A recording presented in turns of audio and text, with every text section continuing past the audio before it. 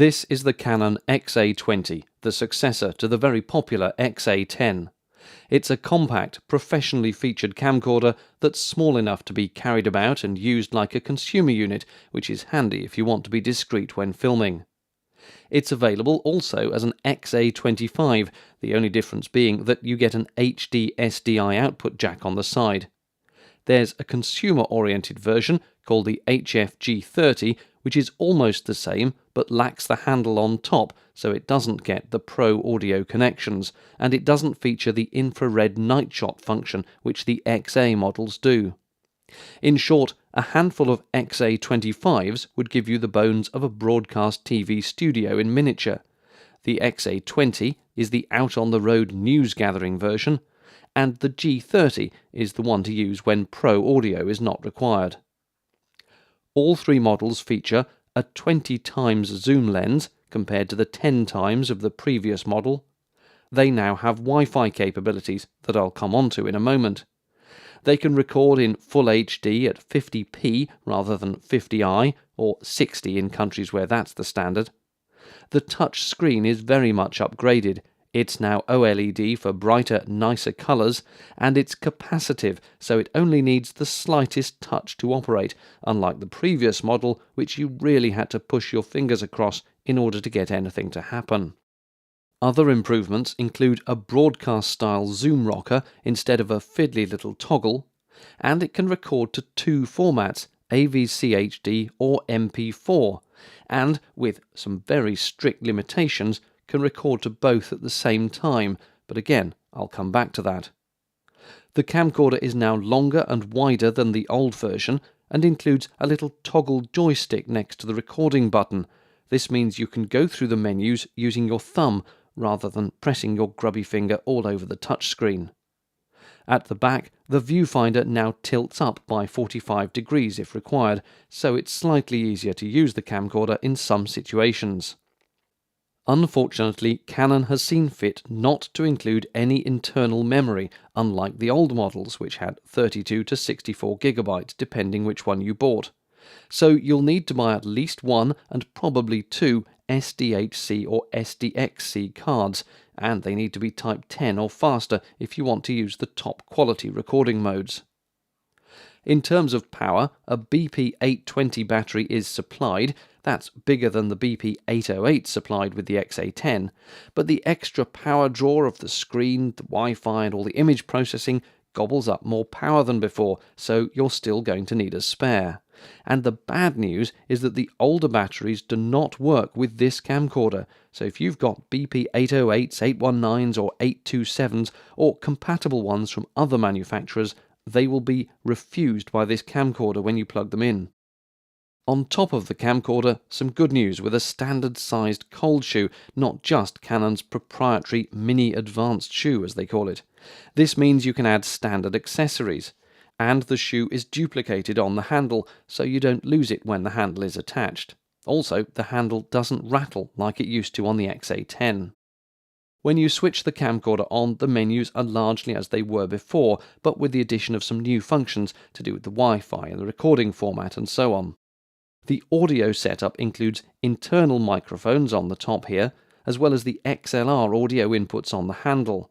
The standard recording mode for the internal mics is pretty poor, so it's best to switch to a custom audio profile and change the levels and attenuation manually to avoid a nasty hissy recording, which is the default.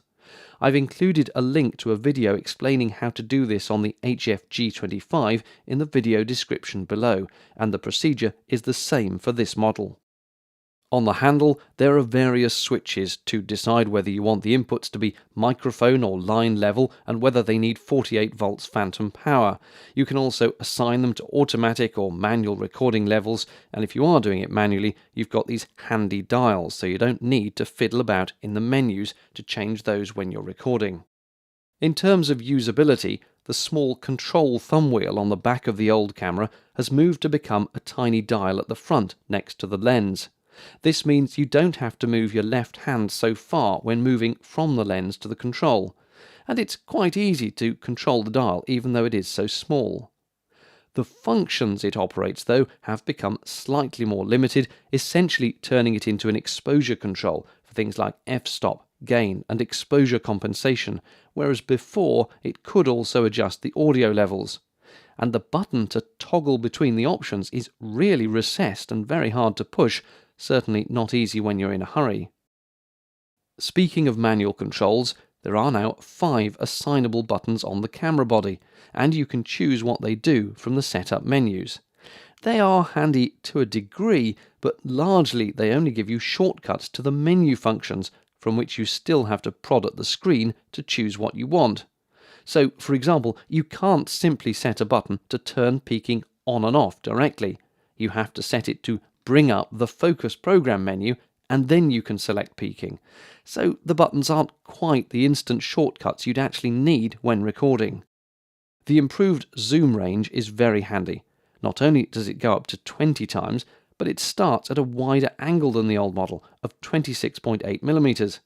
However, when you switch on the dynamic stabilization mode, it takes away a little bit of the image in order to do its magic, so the widest angle with dynamic stabilization is 28.8mm. It's still very wide for a camcorder without an adapter lens. Incidentally, the lens ring can now control zoom as well as focus, toggled by this switch on the back. The zoom rocker speed can be set to one of 3 bands, within which there are 16 levels of speed, or it can be set to variable. There's also this duplicate zoom rocker on the handle, which gets its own speed setting, although that is a constant setting, not variable. Unfortunately, the zoom rocker is quite insensitive for the first half of its travel, so you end up pressing it and nothing happens, then suddenly it all kicks in at once. Trying to do a gentle zoom when the rocker's set to variable speed is very, very tricky, and you're perhaps better off with a zoom controller plugged into the LANC port. The stabilization has been improved by adding electronic optimization to the optical tricks it used before. By using a sensor with more pixels than are actually required for the HD image, the camcorder can choose which block of 1920 by 1080 to use in a frame that's wobbling, and therefore pick the most level set of pixels.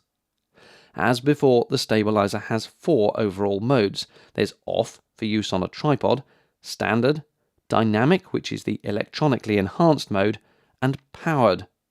If you're in auto mode, the camcorder will work out for itself which is the best stabilization to use.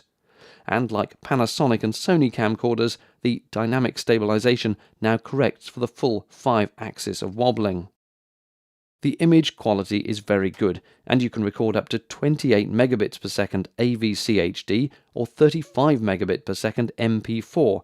Both are actually using the same codec, which is H.264, but the files are just wrapped differently, which may be preferable depending which editing software you use. Low light performance is acceptable, especially for this type of camcorder, but it's never going to match a camera with a larger sensor. A small amount of gain can be added without degrading the image too badly. Now we come to the Wi-Fi, and this is semi-useful. You can monitor and control the camcorder from a smartphone or tablet, so you can start and stop it recording remotely and even adjust the zoom, iris and focus and so on. You can play back some of the recordings over Wi-Fi, but some of the formats won't work.